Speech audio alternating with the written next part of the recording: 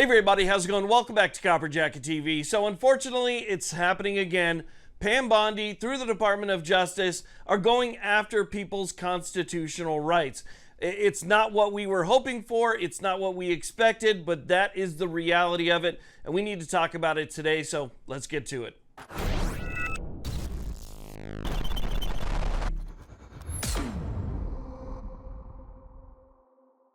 Now, real quick before we get started, this channel is proud to be sponsored by Attorneys on Retainer. Look, if you're somebody who carries to defend yourself or your loved ones and you're going it alone, you're doing it the wrong way. Attorneys on Retainer is like having an attorney in your back pocket, and they just launched their brand new updated membership program today with an incredible amount of new benefits. Now, on top of being covered by Attorneys for Freedom, which is a law firm that does nothing but self-defense, you also now get the additional benefits of civil liability, red flags, and expungements. They also have a refer friend program, so if you refer somebody, you can actually earn a commission, and online self-defense training and education.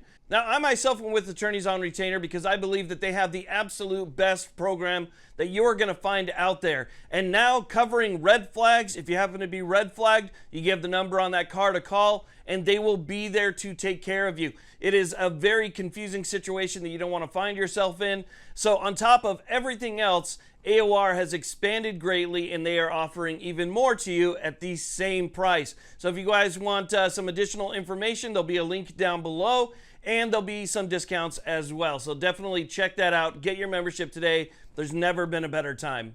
Okay, so let's go and talk about what's going on here with Pam Bondi and the DOJ. Now, the interesting thing is this is a case called Brown v. ATF. Okay, so it's a federal case. But one of the cases that's being referred to today that we're going to be talking about here in just a second is actually a case out of Florida, the 11th Circuit Court of Appeals, that has Pam Bondi's name on it. So this actually originates for something that she herself has defended. So what we're talking about today is the federal law that bars 18 to 20-year-olds from purchasing handguns. These are legal adults, law-abiding adults, people who can sign contracts, buy a house, buy a car, they can get an apartment, they can join the military, they can be drafted. I mean, they have every other right, but for some reason, the Second Amendment is treated like a second-class right, and they have to wait till they're 21 in order to be able to do that. They can get other things, but for some reason, just this one specific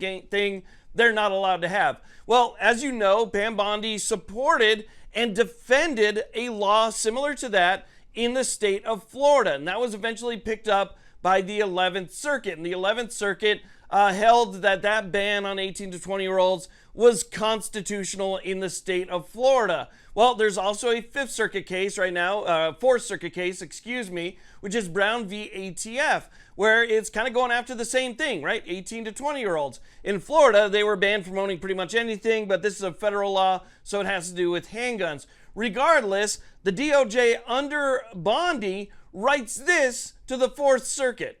So here's a letter that was written to the 4th Circuit Court of Appeals by a DOJ attorney named Stephen Hazel. Now, this letter is in regards to Brown v. ATF, again, dealing with 18 to 20-year-olds. And this is supposed to be, you know, our 2A friendly, we're not going to infringe on your constitutional rights, DOJ. But they write, "Dear Miss Anawi, to the 4th Circuit, we write to inform the court of the en banc 11th Circuit's recent decision in NRA v. Commissioner, Florida Department of Law Enforcement. The case involved a Second Amendment challenge to a state law restricting the sale of firearms to under 21-year-olds. In rejecting that challenge, the 11th Circuit held that the state law is consistent with our historical tradition of firearm regulation." Now, the rest of the paragraph basically goes on to say how the 11th Circuit found that they were part of our nation's historical tradition of firearms regulations. But it's this next part right here that's got everybody pretty angry because the DOJ attorney writes this: "These and other aspects of the en banc 11th Circuit's decision support the government's arguments here.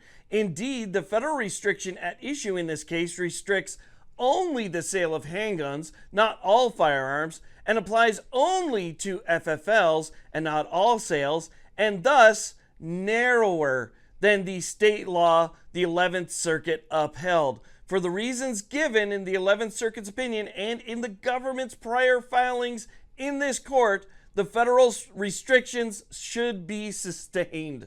So for me, Pam Bondi was just a terrible choice to lead the DOJ. We just got to look into her background to find out exactly where she stood on things, regardless if she was upholding it because it was an existing law and she's the attorney of the state that has that law. She could have said, look, we're not going to push back against these. And she could have let those cases go and let those laws be overturned, but she didn't.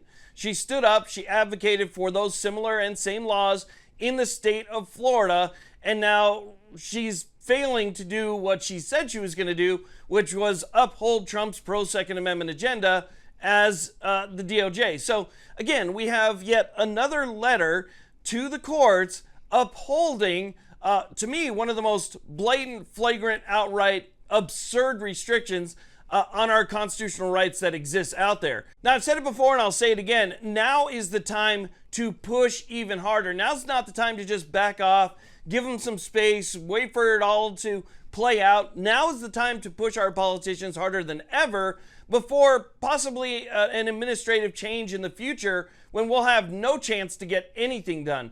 Right now, we have people that are more friendly than they used to be to our rights. And so this is our time to not give an inch. This is our time to move forward. It's not the time to retreat. So we can't give these people an inch. We have to make sure that they stand up for what they say they stand up for, and they do what they do what they say they're going to do. Your Second Amendment rights are under siege, but they will never, ever be under siege as long as I'm your president.